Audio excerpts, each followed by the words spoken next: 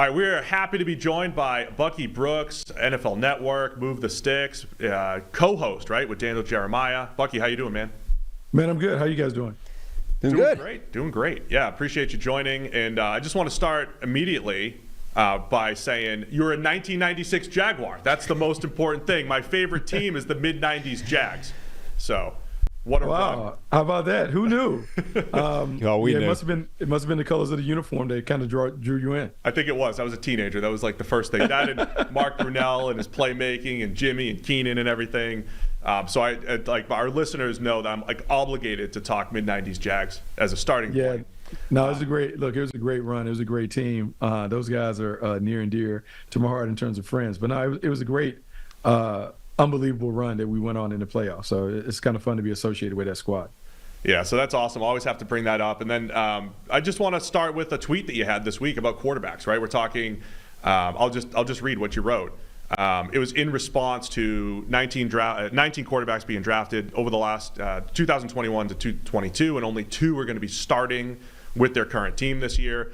And you said the NFL has a QB evaluation and development problem. There's no other way to spin it. The league doesn't know what leads to success at the position. You go on to say basically, hey, this needs to the NFL basically needs to adjust to this. Do you want to unpack that a little bit? What are you getting at as far as the QB and the evaluation and development problem? Well, I mean, man, I think the numbers speak for themselves. If you only have 2 out of 19 quarterbacks that have been drafted the last 2 years that are, starting, and most of those quarterbacks are not with their current squads, there's something that we're missing at the NFL level when it comes to evaluating quarterbacks. And we can't just keep cycling quarterbacks in and out of the league and saying it's the players and what college brings us. At some point, the league has to look at what are we doing wrong where we're missing so much on this position. So is it what we're looking at the position, whether it's the physical traits or the intangible qualities? Are we putting these players in schemes that can help them succeed?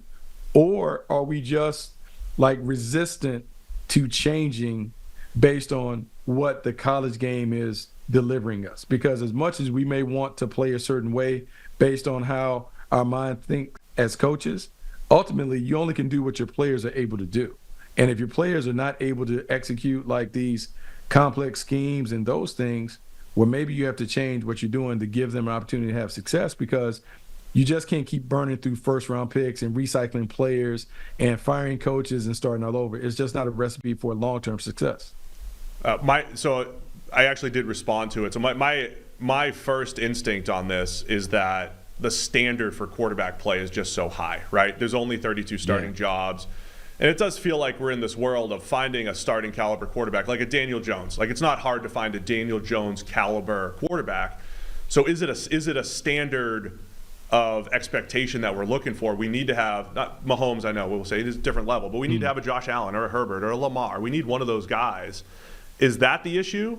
Or do we think that we should have more of these quarterbacks that are capable of winning, right? Because I think just teams are just moving on. When they get a Kenny Pickett could be a fine starter, but who wants to sit and find out over the next couple of years, I guess? Yeah, so I think there are a few different things when it comes to that answer, right? So we talk about the elites, right? And I also think what happens is terms are thrown out that make us lead to believe that the VIP club is bigger than what it is. Okay, so when we talk about elite, like elite in any profession, you talk about what, like the top 10%. So if we do that in the league, there are 32 teams, so there should only be 3 to 5 quarterbacks that we really regard as elite. And so I would think as an organization and as a team, how can we build a team that has championship qualities without having an elite quarterback? So maybe focus on the rest of the team outside of just the quarterback. And I think we've been so wholly dependent upon, hey, the quarterback is going to do everything for us and get us out this jam. And we've kind of romanticized the position where they do everything, that I think it has taken away from what really wins in the National Football League. And so let's talk about Tom Brady and how Tom Brady came into the league. Well, the first 3 Super Bowls that Tom Brady won, you could say that the team kind of carried Tom Brady. He played a role. He managed the team and did some things and made some plays, but they had a really good defense. They had a running game. They had a very balanced receiving core, and Tom Brady made the plays when he was asked to. As he got older, he shifted from being more of a game manager to then being a playmaker. But the funny thing is, at his best, they didn't win at their best. When he had 50 touchdowns with throwing to Randy Moss and those things, they were undefeated, but they didn't win the Super Bowl. So then he comes back to being more of a managerial player at the end of his career, and they win at a high level. I think when you look at the way Pat Mahomes is, we talk about how special Pat Mahomes is, but let's look at how he's playing now. They lose Tyreek Hill. They have a cast of vagabonds and no names at wide receiver, but they've gone back to back. And part of that is just because they have built a better defense around them. They're playing a different way. And Andy Reid has shifted the way that he calls the game and runs the game. So I just think we have to explore what are different strategies and tactics that we can utilize to win games at a high level and maybe take some of the pressure off the quarterback having to do everything. How much do you think that it's the guys like Patrick Mahomes coming into the NFL have just sort of changed the goal for teams? So previously, if your goal was just get a good quarterback, right? We get a good quarterback, we're competitive, we can get to the playoffs, we can make some noise, we can go on a one run, we can win the Super Bowl. Now you've got these guys like Patrick Mahomes and Josh Allen and these sort of almost super freak quarterbacks where like if they play at their best, we can't get it done with Kirk Cousins or Derek Carr or just a good quarterback. Like we need somebody who has got special in their range of outcomes because they've taken it to a different level. No, look, those guys are special, and it makes it very, very hard in a shootout to say that, hey, my quarterback is going to be Pat Mahomes when he doesn't have the skill set. Josh Allen, as great as Josh Allen is, Josh Allen hasn't been able to knock out the Kansas City Chiefs and Patrick Mahomes. It just speaks to the specialness of what they had going in Kansas City.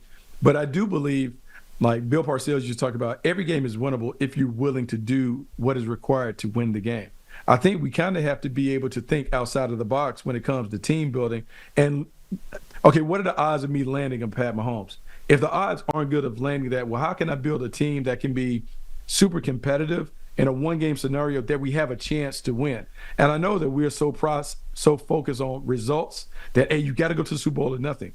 I just want to give myself a chance to meet them in the championship game 4 to 5 times, and can we knock them off 1 or 2 times to get our ticket? I think it really is about building a team that gives you an opportunity to get to the Super Bowl. It may not always happen, but I think you have to think about that in mind as opposed to, hey, I got to get a Pat Mahomes because if I don't have a Pat Mahomes, I don't have a chance. I think you have to look at alternate strategies of building your team. I mean, that's part of the issue, right? Is Tom Brady and Patrick Mahomes have won all the Super Bowls basically over the last 10 years. It's hard for any fan base to be happy, right? It's like, well, that's the only thing. We're kind of far removed from the years where Eli Manning randomly won one and Joe Flacco won one, and there's a Nick Foles in there. We haven't seen many of those recently, and even the Rams, they said, look, Jared Goff isn't good enough. We need the special range of outcomes that Matthew Stafford brings to the table, and it worked. And I think that's the thing, right? The Chiefs went from Alex Smith, who was fine, he was good, and they took the big chance and got Mahomes. And do you have a take on rookies and quarterbacks sitting? Obviously, we just saw Jordan Love sit for multiple years and become a pretty good player. Do you have a take on sitting, starting, and when guys should be playing? Well, look, it's all individual, like based on the individual case basis. However, I do believe there's some value in sitting. If you think about yesteryear, and you talk about Pat Mahomes, but also Jordan Love, and I come from a place when I was in Green Bay in the mid-'90s, Andy Reid was on that coaching staff. But they always believed in drafting quarterbacks, having a slow process when it came to quarterbacks, and that was an organizational thing. Ted Thompson drafts Aaron Rodgers, and they didn't need a quarterback, but Aaron Rodgers sits 2 full seasons, 3 years before he has an opportunity to play. They now use a similar recipe with Jordan Love, and it appeared to work. And so maybe there's some value to that. I will say this, Alex Smith and Pat Mahomes, I don't think anyone, and people will say that, I don't think anyone talking to people in the league, no one thought that Pat Mahomes would be what he's been. Not that good. Like not as good as he is. Yeah, right. Yeah, like going back and looking at my notes when I talked to scouts, I got notes in my phone from when I talked to scouts like, hey, man, he's a talented player, but we've never seen a sandlot player work at the NFL level. That was the prevailing thought.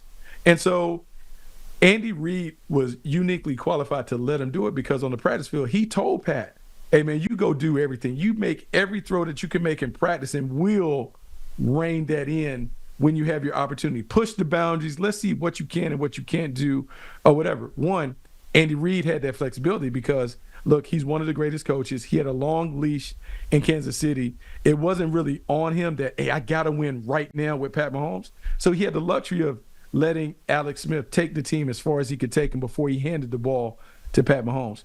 I think we always have to think about, I have a quarterback. I'm always looking for the next quarterback to develop. And when that next quarterback is ready, I can move it on. And so as much as I'm saying there's a developmental problem, I think pros can look at the college game and think about it like that. So in college, a kid comes in, he plays a number of years, then he graduates. Why not take a similar approach in the NFL? So as we're continuing to work with these quarterbacks, don't overpay for the quarterback if he's not special like Pat Mahomes. Have somebody in mind, well, hey, I can go as far as him, but when you pay Daniel Jones $40 million, the expectations are, even though we know what Daniel Jones is, when we pay him $40 million, we want him to be something that he's not. That's where it really gets messed up, because when you get to the end of the line and you think about the compensation doesn't match the performance or the production, and we get mad because we're paying somebody more than what we know that he can deliver on the field. But I think that's why the impetus for your first tweet, why are none of these quarterbacks with their current team? I think that's the league correcting for it now, because the Steelers could easily say, yeah, we got to ride it out with Kenny Pickett, and the Bears could say, we will, even if they didn't have the number one pick, we'll ride it out with Justin Fields. We'll give him one more year. And I think the league's just saying, we're not going to ride it out for one more year. We're not going to pay a guy when he doesn't deserve it, so to speak. So I think we're kind of seeing teams just saying, let's move on quickly, right? Yeah, I agree with you on that. Yeah. And I'm actually okay with that part of it. But then if you're going to do that, then you also, when it comes time to free agency, you can't be scared to let those guys walk, right? So whatever anybody thinks about Kirk Cousins, right? Kirk Cousins finessed the system and got the guaranteed money. Yeah. But at some point, you know that Kirk Cousins has a ceiling. And so if you're Minnesota, you're like, man, like, he's good, but what do we have to show for it given the amount of money? Right. You know what we're going to do, Kirk? We appreciate your time and your services. We have to go to the next quarterback and see if we can do it. I think that's where we have to get to, because the money's about to be so prohibitive. When Dak Prescott gets $60 million and everyone loses their mind, that's when you're going to have the conversation like, wait a minute. What are we doing here at this position? Is there a better way for us to build our team with the quarterback as a part of the puzzle, not the entire puzzle? How important do you think the supporting cast and the environment and just the situation around the quarterback is? Because clearly the Chicago Bears failed Justin Fields at least as much, if not more, than Justin Fields failed the Chicago Bears. And now they're going to reboot. They're going to start again, presumably with Caleb Williams, number one overall. And they clearly recognize that, right? Because they already had DJ Moore as part of the trade last year. They go out and trade for Keenan Allen this year. They might add another receiver or another offensive lineman, with number 9 or later in the draft. They're going to be setting Caleb Williams up with a better situation than Fields ever had there. And now we're looking at, Jaden Daniels, Drake May, J.J. McCarthy, like all these guys after Caleb Williams in the draft. What kind of situations are they going to be going to, and how big of a part of their success is that going to be? It's everything. It's everything. When we think about it, we romanticize the notion of we're going to take a quarterback number 1 overall and he's going to fix all of the issues. Look, the quarterback is the most important position on the field, but it's one that is still dependent upon others doing their jobs and others playing at a high level to sustain them. I think the one thing that we can learn from what Ryan Poles is doing, and maybe he learned this at Kansas City, the younger the quarterback, the more experienced I would say you need the receivers to be. Because when the quarterback is figuring it out, he's trying to learn how to play with trust and throw with touch, timing, and anticipation. Well, he has to trust that the pass catchers are going to be where they need to be when he lets it go. He also has to trust that the offensive line is going to keep him upright. As he gets older and he can shoulder more of the load, then you can sprinkle in the younger players and do more of that stuff.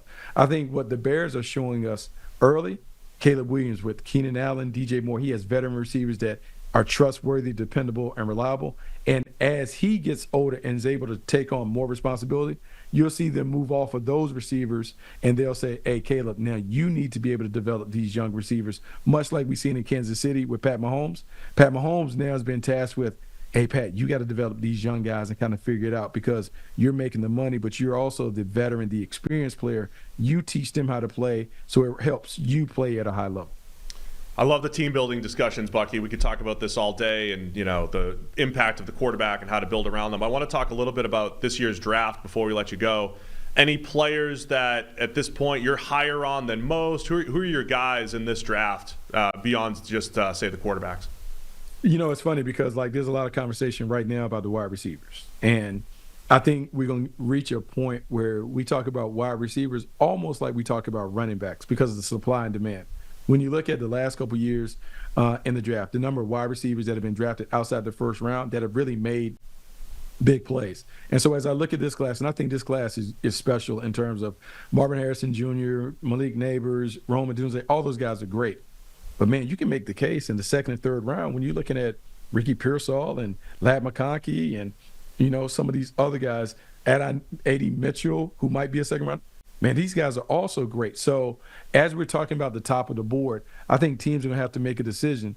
Do I want the wide receiver or would I want the offensive tackle? I can take the offensive tackle in the first round and come back and get the wide receiver in the second and third round. Which haul is better? I just believe the depth at wide receiver is unlike anything that we've seen because the last decade or so, we've seen these guys in high school catch as many balls as they have because of 7-on-7 circuit.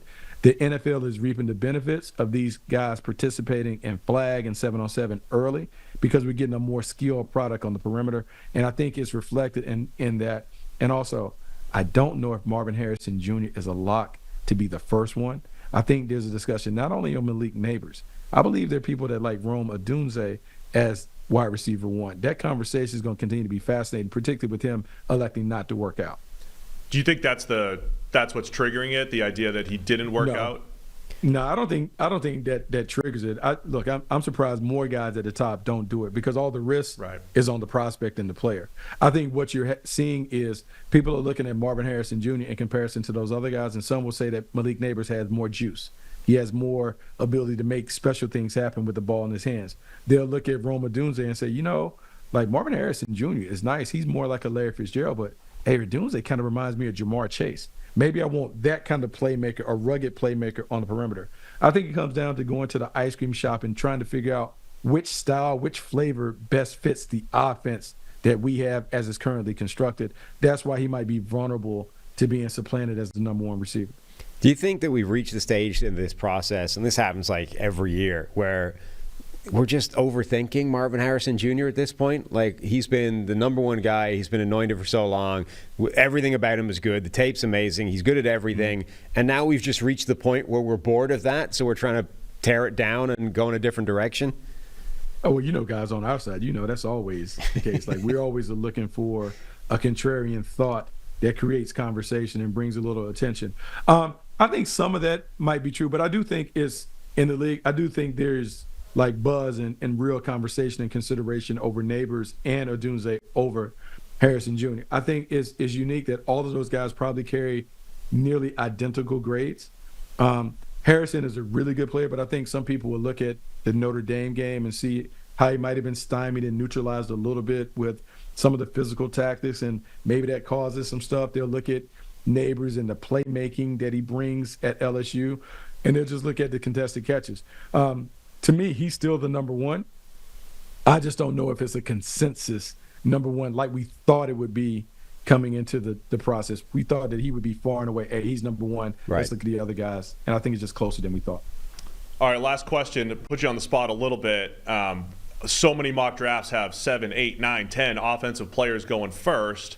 Who's the first defensive player off the board, and where would you say that ends up landing in that?